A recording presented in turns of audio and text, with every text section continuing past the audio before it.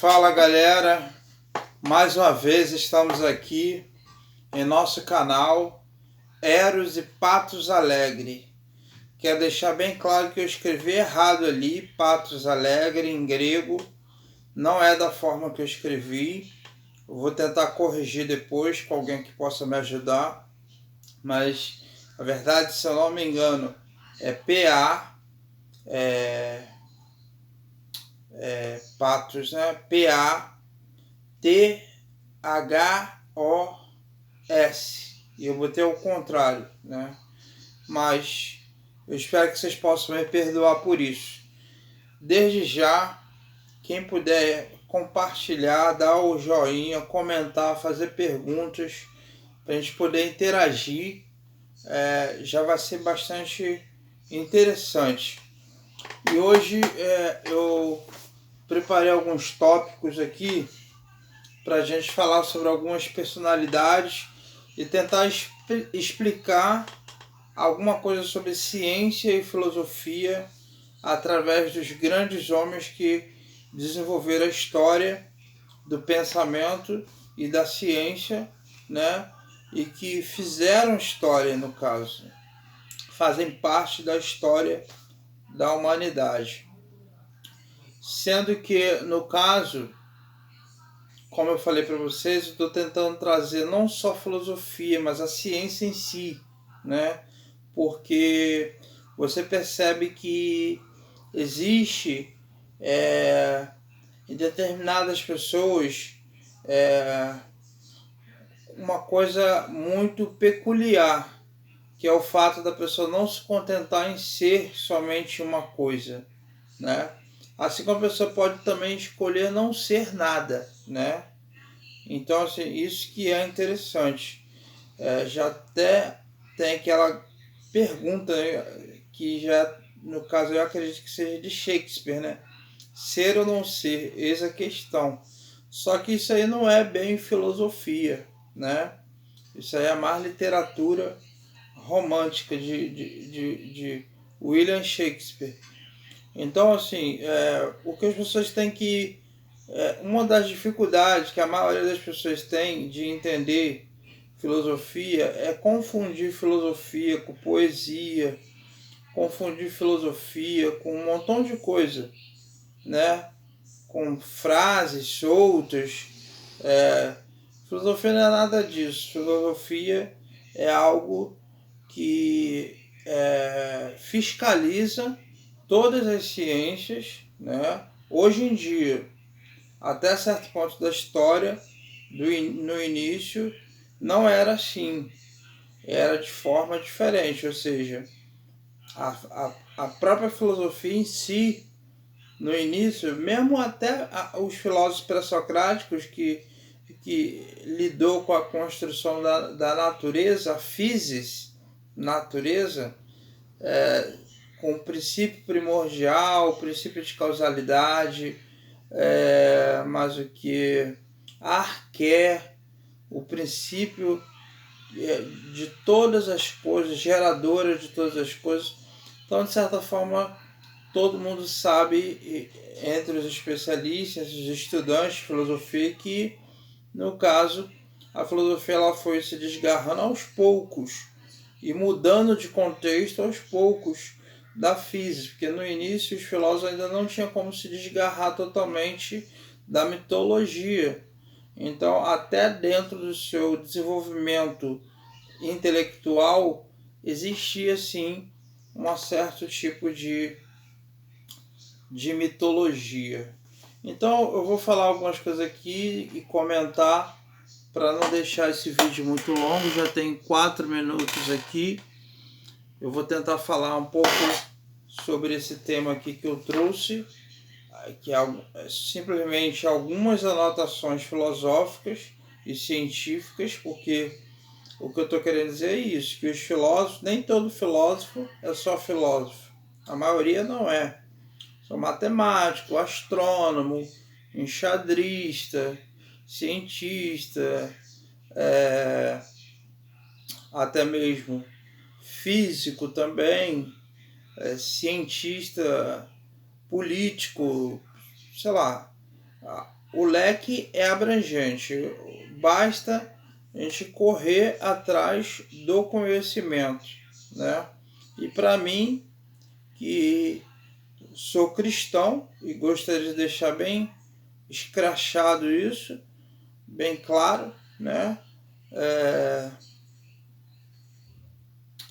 Eu busco tanto o conhecimento humano quanto o conhecimento bíblico, né? Que eu acho super interessante também. Vamos lá. No século da filosofia. O século da filosofia, no caso, está se referindo aqui a Ptolomeu. Ptolomeu e Aristóteles também, entre outros. Só que outros, eu não me lembro agora o nome de outros, enfim, no caso, desenvolveram o sistema geocêntrico. Esse sistema que eu falo é o sistema da nossa galáxia, né? Então, é o sistema geocêntrico, né? Durante muito tempo durou isso. O que é geocentrismo? É o sistema da Terra, né? Perdão, é o sistema daquilo que é aquilo que é a estrutura de tudo que existe, né? Ou seja, a Terra, geo, né? A própria palavra geo já vem de geografia e tudo, e geografia se preocupa com a Terra, né? Então, geocentrismo é a Terra no centro de tudo, né?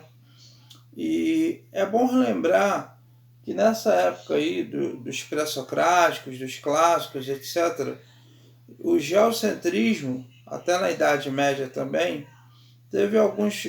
Todo mundo se sentia, né? Se achava muito poderoso e tal, porque se a Terra é o centro de tudo, nós somos muito importantes, né?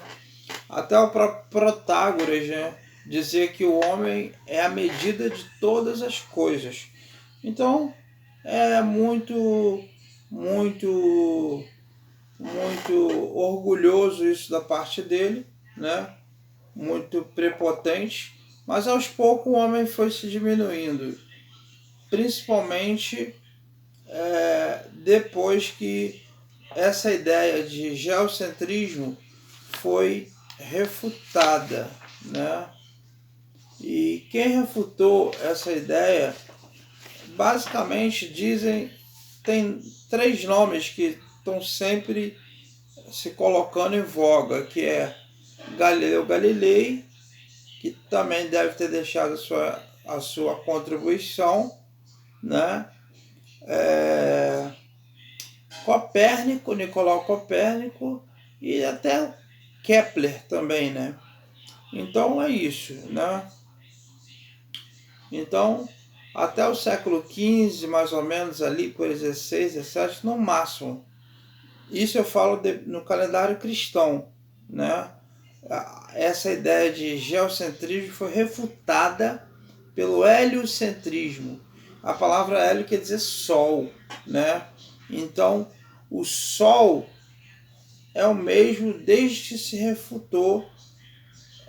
Ele se encontra estaticamente, né?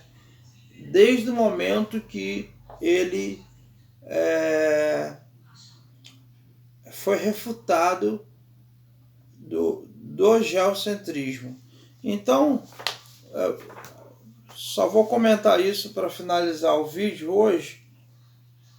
Então a gente se pergunta, poxa, o Sol está lá desde no mesmo lugar, mas o Sol não estava lá, agora não está cá? Não, o Sol está no mesmo lugar desde ontem, desde antes de ontem, desde que esses personagens que eu disse refutaram essa tese do geocentrismo.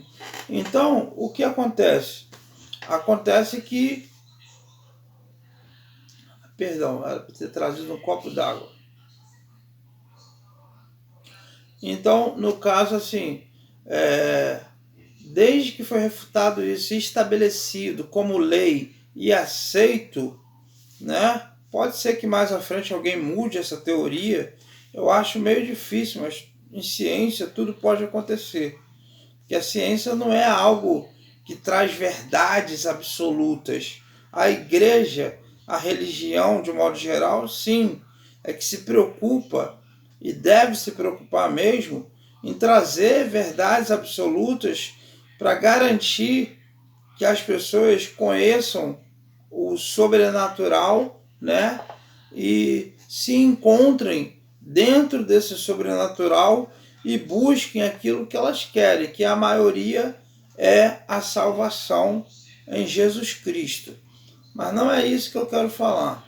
Eu estou falando aqui do heliocentrismo. O heliocentrismo faz parte do nosso...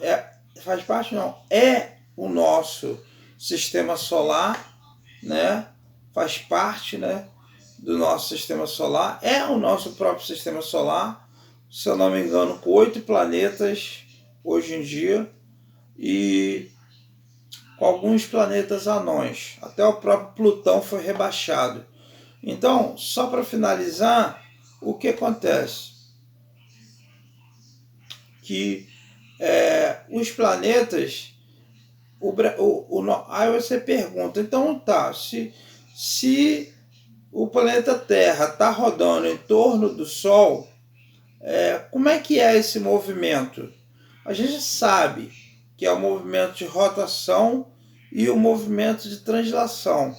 Só que você pode me perguntar, qual é o tempo, a quantidade de tempo que a Terra dura para fazer esses movimentos? Te digo já já. Agora, você vê uma coisa interessante, que em outros planetas essa volta é milhares e milhares de anos. Então, até quanto tempo a gente vai ter tantos anos assim para viver à frente, né? Nós, nessa geração aqui, nós estamos tentando aqui sobreviver, tal, que esse é o sentido da vida, a sobrevivência, né? Mas o que acontece? Acontece que a gente não sabe se o que vai acontecer com essa geração, que somos nós. Eu já tenho 35 anos, já vivi 2 vidas praticamente, tantos adolescentes aí morrendo com 15 anos, por exemplo, 16. Muito triste também essa realidade. Também esse não é o assunto, não vamos entrar em política nem em qualquer coisa desse tipo, mas é que a gente lembra, é uma coisa revoltante, né? Mas, mais uma vez, então assim, a gente fica imaginando, né? Até quando tudo vai existir, né? Para que todos os planetas dêem suas voltas em torno do planeta, do Sol, né? E o planeta Terra é mais tranquilo para a gente, que a gente domina os animais, a gente domina a inteligência, a matemática, tudo mais, né? A gente mente para as pessoas também, porque só o nosso calendário, começando pelo nosso calendário, não está correto, o nosso calendário, né? Com exatidão não está correto. Pode ser que a gente nem esteja em 2020, pode estar em 2020 e um pouco de meses para mais ou para menos, ou anos para mais ou para menos. Eu não sei dizer o certo, eu só sei uma coisa. O ano não acaba exatamente em 0 horas do dia 31 de dezembro. O ano acaba em 6 horas da manhã do primeiro dia de janeiro de cada ano, né? Porque de 4 em 4 anos se forma o ano bissexto. Não surgiria um ano do nada só para inventar a história. Isso não existe, né? Esses anos vão se acumulando e de 4 em 4 anos alguém que nasceu em 29 de fevereiro tem o direito de comemorar o seu aniversário no dia em que ele realmente nasceu. E para terminar essa questão do movimento da Terra, a rotação, a gente demora 24 horas, né? Aí, no caso, como não sei como é que funciona essa questão para o ano bissexto, eu acho que está se relacionado só ao final do ano, eu acredito que sim. Mas, como eu dizia, no caso é o movimento de rotação, né?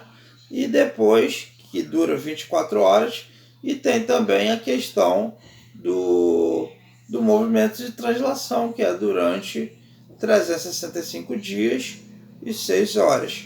Então, é só isso que eu ia falar por hoje, né? É interessantíssimo esses assuntos.